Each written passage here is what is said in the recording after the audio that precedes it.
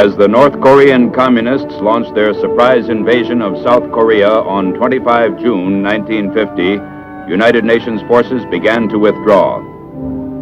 By early August, UN troops, outnumbered and under heavy pressure, had pulled back to establish a 120-mile defensive perimeter around the port of Busan. The problem that faced the United Nations commander was how to utilize his outnumbered forces so they could break out of the beachhead and take the offensive. Aerial reconnaissance had established that supplies and reinforcements for the enemy were being funneled along two main highways through Seoul, southeastward to the Busan perimeter. After estimating the situation and considering several possible plans of maneuver, General MacArthur decided to make an amphibious attack behind the enemy lines at the transportation and communication hub which centered around Seoul. With the enemy's supply line cut, the 8th Army would be able to break out of the Busan beachhead and launch a simultaneous attack from the southeast. However, before the amphibious attack could be launched at Seoul's port city, Incheon, high-level conferences were necessary. In mid-August, General J. Lawton Collins, Army Chief of Staff, and Admiral Forrest P. Sherman, Chief of Naval Operations, arrived in Tokyo to confer with General MacArthur and his staff. One of their main problems was the selection of troops to take part in the invasion, since the United Nations forces then engaged in Korea were sufficient only for the defense of the Busan perimeter.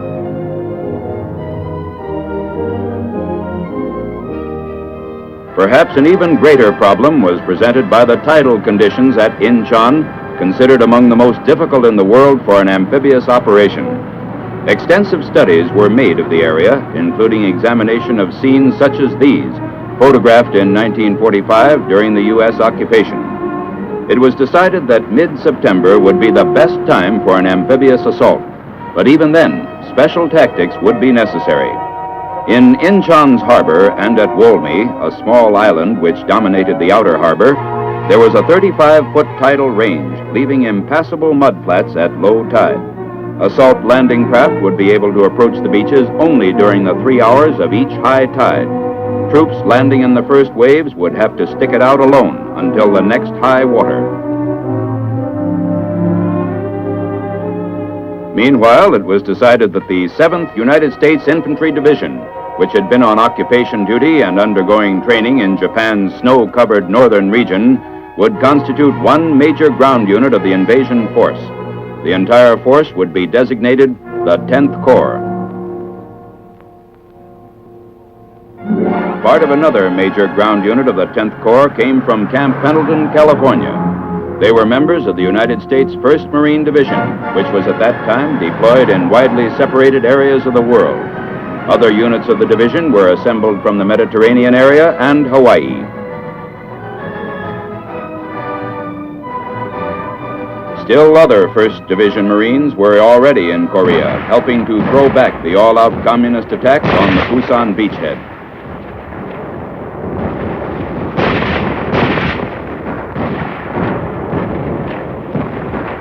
Because of their combat experience, they were pulled out of the lines 2 weeks before the invasion to spearhead the attack on Incheon.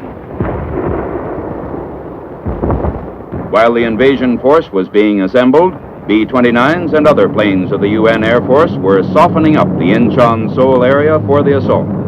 North Korean defense positions were destroyed, and communist supplies and reinforcements from the north cut off. Ships and aircraft of the United Nations fleet joined in softening up the Incheon area.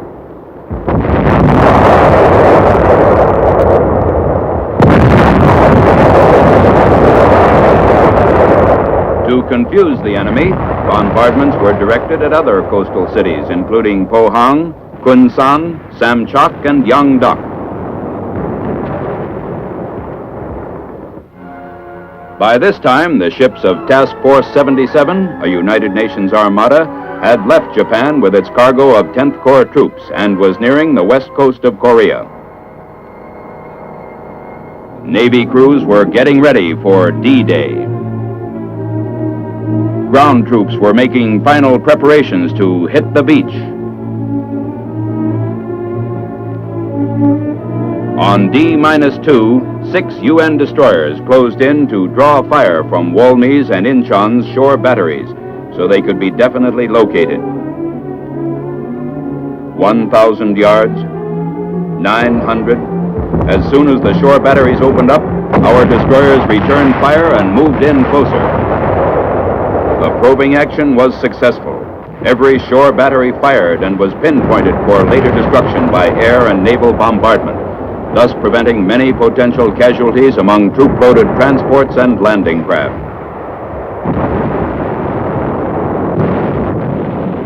One of the destroyers, the Colette, received direct hits from a shore battery only 600 yards away. The preparations were completed, and this was the invasion plan. At 0600, 15 September, after a pre-invasion bombardment, the 3rd Battalion of the 5th Marine Regiment would land at Walmey and secure the island during the hours of the morning high tide. On the evening high tide at 1800, the remainder of the 5th Marine Regiment and the 1st Marine Regiment would simultaneously attack the city of INCHON from the north and south respectively. These two regiments, followed later by the 7th Marine Regiment, would move inland as rapidly as possible along the INCHON-Seoul axis. Their primary mission was to capture the city of Seoul.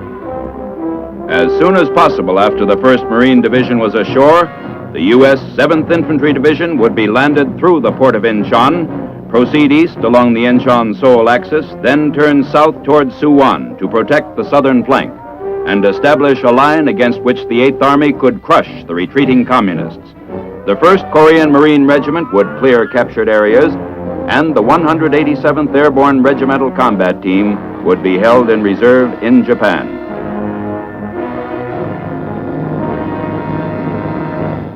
On 15 September, dawn broke off the island of Walmey.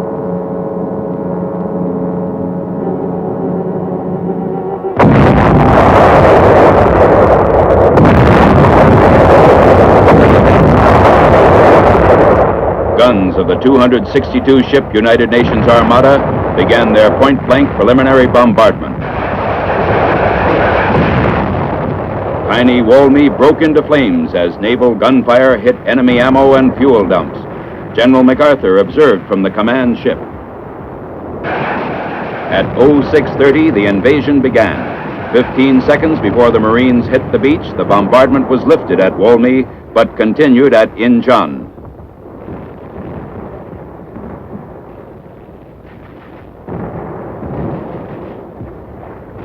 They hit the beach on schedule, completely combat-loaded. Because of the tidal conditions, men in this first wave could expect no supplies or reinforcements for 10 hours. The island was defended by about 400 soldiers of the 18th North Korean Division, but with the air and naval bombardment, as well as close ground support by the 1st Marine Air Wing, only sporadic resistance was encountered. Communist troops, in a state of shock, surrendered after only light opposition. By the morning of 16 September, INCHON had been taken against light resistance. While the 1st Korean Marine Regiment cleared the city, the United States 1st Marine Division started toward the Han River, and beyond it, the former South Korean capital of Seoul, which lay about 20 miles from the INCHON beachhead.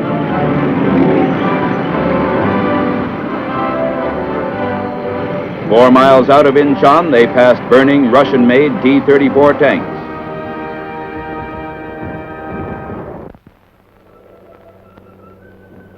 There was no definite enemy defense line on the road to Seoul, but small communist pockets of resistance had to be cleaned out.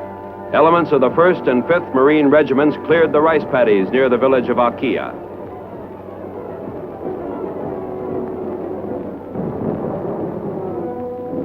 On 18 September, a launch neared shore between INCHON and Seoul.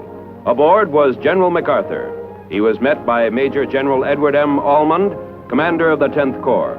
As General MacArthur came ashore, he was greeted by Major General O.P. Smith of the 1st Marine Division. On this same date, troops of the U.S. 7th Infantry Division landed at Incheon. First to disembark were men of the 32nd Regiment. They moved rapidly inland, then southward to form the base of an anvil against which the 8th Army, driving north, would crush the North Koreans.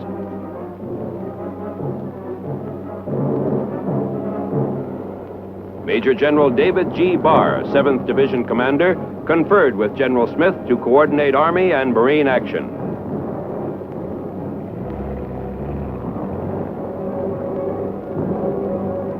On 19 September, the 5th Marine Regiment was maneuvering along the west bank of the Han River, poised to launch an amphibious attack.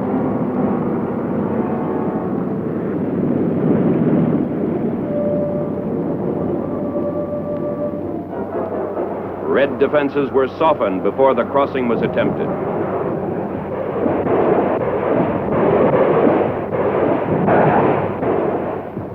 In the early morning hours of 20 September, the 5th Marine Regiment started across against enemy resistance. It was expected that the crossing would be difficult, for the river is very wide in this area.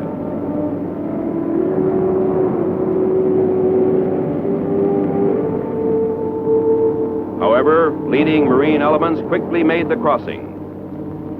They rapidly established a 6-mile front on the far bank.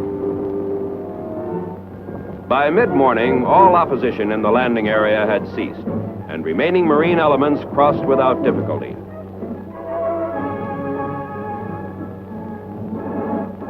They had cleared the greatest barrier between Incheon and Seoul. Now they lost no time in heading toward the former capital. Meanwhile, far to the south, the 8th Army, led by Lieutenant General Walton H. Walker, broke out of the Pusan perimeter as communist troops were cut off from supplies and reinforcements by the 10th Corps. The Reds in South Korea were in full retreat, and one of the major objectives of the Incheon invasion had been achieved. In the Seoul area, Kimpo Airfield, captured by the 5th Marine Regiment on 17 September, was soon operational. A full-fledged airlift was quickly begun with about 400 tons of critically needed supplies being brought in daily.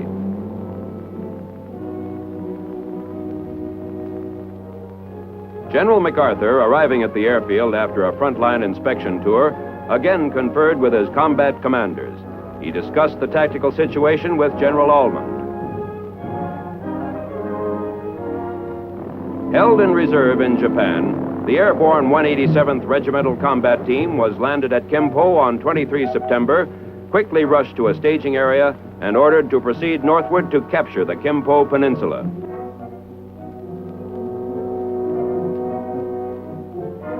By 23 September, Marines of the 5th Regiment were slowly advancing toward the suburbs of Seoul.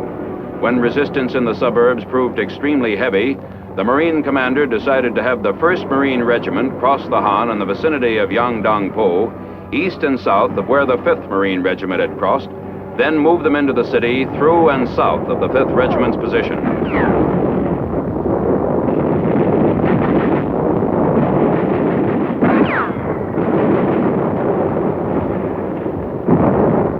Fighting in Seoul's suburbs now reached the house-to-house stage as the Reds fortified some of the main buildings.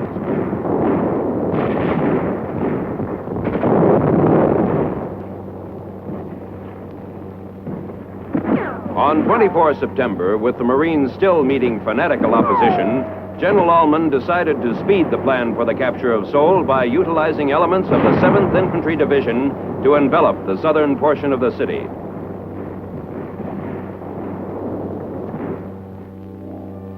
This was the general situation of the 10th Corps on 24 September. The 187th Airborne Regiment and the Korean Marines were destroying the enemy on the Kimpo Peninsula. The 7th Marine Regiment was driving the enemy to the north. The 5th and 1st Marine Regiments fighting in the suburbs of Seoul were encountering fierce enemy resistance, which precluded an early capture of the city. The 7th Infantry Division, having seized the important airfield at Suwon, was deployed on the southern flank. Now the commanding general, 10th Corps, directed the 7th Division commander to commit one of his regiments in an amphibious crossing of the Han River. The regiment's objective was to attack the city amphibiously from the south, capture South Mountain, the commanding terrain in the city, and envelop the enemy's southern flank.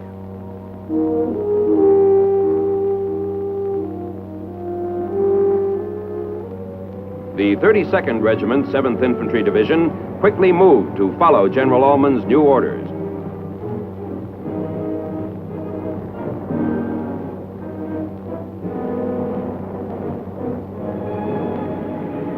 At 0630 on 25 September, after a 30-minute artillery barrage, the 32nd Regiment began its crossing southeast of Seoul.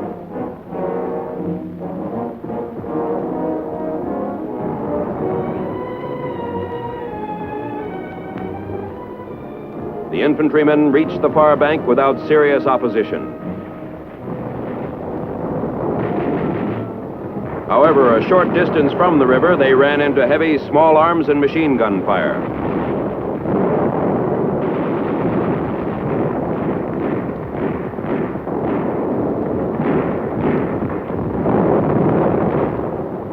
By noon, the 32nd Regiment had captured South Mountain. With this commanding terrain in our hands, the defenses of Seoul virtually collapsed. Marine and 7th Division units, assisted by the 17th Rock Regiment, drove the North Koreans out of the city on 26 September.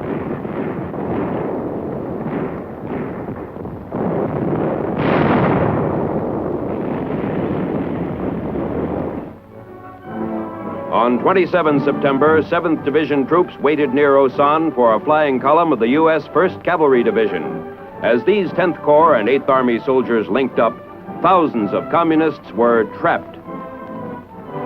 The anvil and the hammer were joined. In the Republic of Korea's war-scarred capital on 29 September, General MacArthur participated in Seoul's liberation ceremony. To Dr. Syngman Rhee, South Korea's 75-year-old president, the UN commander restored the city.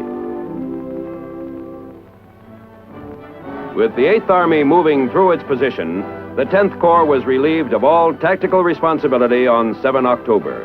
In 22 days, it had completed its job in the Seoul area and was on its way to another amphibious operation.